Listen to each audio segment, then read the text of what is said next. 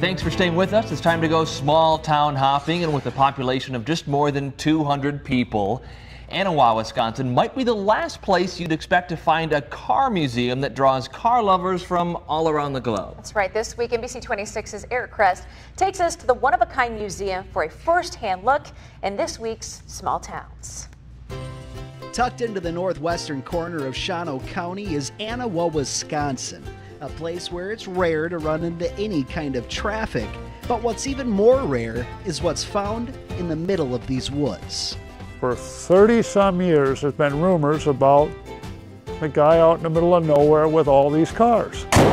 Tom Zadd is the curator of the Motorama Auto Museum, home of 400-plus cars from the 1920s to the 1990s.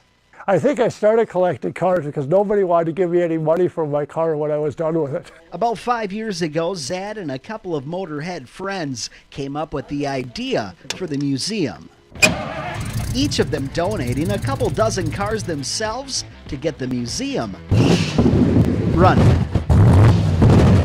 Every car has a story to tell. It's just knowing the story, because sometimes those get lost to history again. That's one of the reasons for preserving them. Nothing you'll find in here is for sale. If I sold the cars, I would just fritter the money away anyway. Every last piece is said to be preserving a place and time. There is a outside thermometer mounted on the rear view mirror. Even Cadillac nuts consider that a rare option. And these relics will continue to be on display long after their curator passes away. If the vehicles ever have to go, they have to go to another legitimate museum. The most valuable piece of history on display is one of just two in existence. That is the 1952 Disco Volante, the flying saucer. This beauty is worth $3 to $5 million. That's an aerodynamic study car. Never meant to be sold, it should not exist, but it does. But to Zadd, it's priceless. People fly in here and just show up unannounced from Japan, from Europe, Australia, all over the planet. And then people from right in Wausau don't know we're here. And when even some of your cars in the boneyard that are falling apart, rusting out, becoming one with nature, are valued at upwards of $20,000, to preserve this is important. You really get the sense that not all tourist destinations are about bringing in the bucks. A peek at a world gone by, a chance to experience things you never knew existed. Some destinations, as rare as it is, are about preserving a culture, an era, a time in memory in the not-so-distant past. In Anawa with photographer Josh Visti, I'm Eric Crest, covering small towns for NBC 26. Nearly 150 years ago, a piece of Door County's history was built on Cana Island. A lighthouse was created back in 1869, which still stands today. NBC 26's Eric Crest travels to Bailey's Harbor in this week's Small Towns. For all that Door County has to offer in terms of scenery, tourism, and history, think of it as a window into the past. the Cana Island Lighthouse is still managed to stand the test of time. Cana, unlike a lot of old structures, is a functional federal navigational aid. So by the end of the afternoon, we stop being a museum and go back into the lighthouse business. This 89-foot tall lighthouse tower tucked into Bailey's Harbor along the Lake Michigan shoreline is still completely functional. It's all original and it's still in service. But Door County's so-called jewel is more than just in service. It's open to anyone trying to take a peek into the past. And I allow people to come up our 97 stairs. I tell them about our original third order Fresnel lens, still in operation. Everything was made in Paris, shipped all the way over here from Paris, carried up our 97 stairs, and one by one each of those lenses were put in there, each piece of glass. And once you make it up the swirly flight of stairs,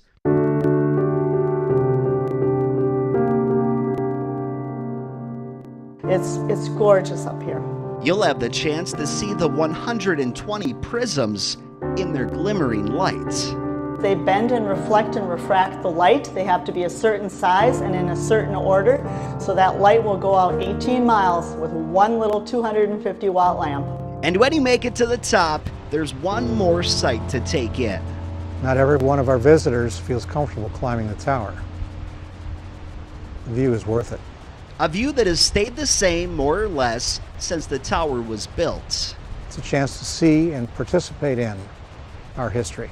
Because while the Cana Island Lighthouse and its former keepers may not be as necessary as they once were, It was so important that the way you got the job was by congressional appointment.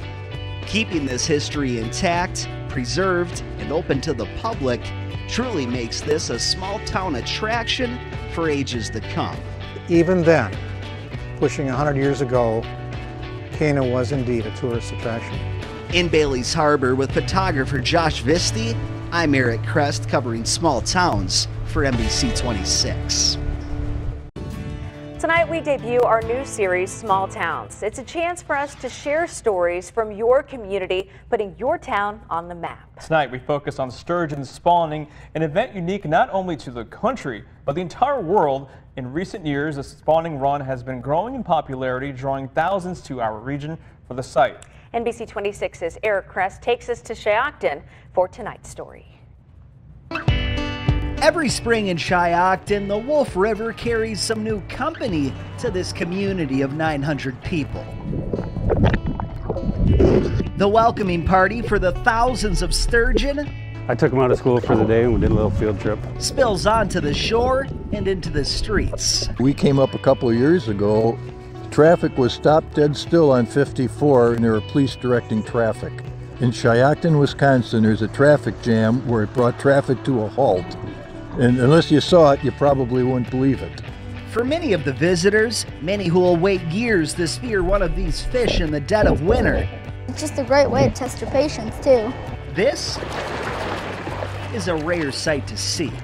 You do wait years to see them on the big lakes through the ice holes to be able to see them like this.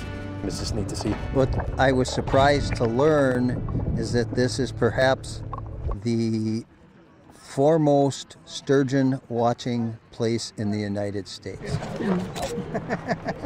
For just a few days each year, typically in April, The majority of them probably weigh more than me.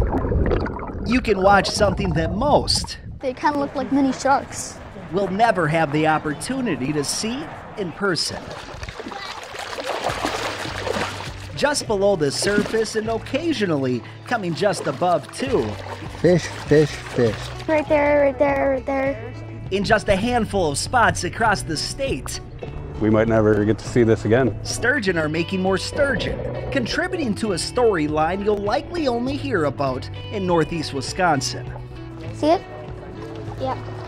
They come here to lay eggs on these special banks managed just for them, leaving thousands of future stories in their wake. Or even next year. They could be down in Lake Winnebago. That's what's so amazing. And with many of these sightseers knowing it could be years until they get this close to a sturgeon again, they'll have to get their fish stories straight. Some of them might not believe that I saw like 100-pound fish. In Shiocton with photographer Josh Visti, I'm Eric Crest, covering small towns for NBC 26. Every Tuesday, we head out to explore the sights across northeast Wisconsin. We go to places you might not have heard of in our small town stories. That's right. Tonight, NBC 26's Eric Crest brings us to a one-of-a-kind place of worship that anyone can find solace in. About 20 miles northeast of Green Bay is Champion, Wisconsin, home of a small church sitting on a 40-acre plot of land. For a lot of the local people that come, this is a very special place. But calling this a place of worship would be an understatement to many. In 1859, our Blessed Mother, who we believe is the Mother of Christ, she appeared to a young Belgian woman, immigrant, pilgrim that was out here. This is one of just 17 sites across the world where Catholics believe an apparition or the appearance of something remarkable occurred. I enjoy going down in the crypt because you get a special feeling down there. I can't explain it to you, but you don't want to leave. Dan Drossard has been coming here since he was a boy. I kept coming here all my life. Well before it was officially a shrine, well before everyone else discovered how unique this place was, Dan knew. They wanted this simple shrine. And we've been able to keep it that way right now. And because it's simple like that, people are coming from all over now since it's been a national shrine. Ever since 2010, when the Catholic Church recognized this site as one of a kind, it's actually the only approved Marian apparition site in the United States. More and more people have made this quaint church a pilgrimage destination. You have some other major places like Fatima, Portugal, and Lourdes, France, and other places like that, but for us here in the United States right now, it's the only approved one, so it's very special for a lot of people. And while not everyone will go to the shrine to reflect on the same things, even non-Catholics who come here, they say they experience an incredible peace, an incredible joy. Everyone is welcome, and many will likely leave with something more than what they came with. They come out of there with a peace and a comfort that they can't explain. Covering small towns in Champion, Wisconsin with photographer Josh Visti, I'm Crest with NBC 26.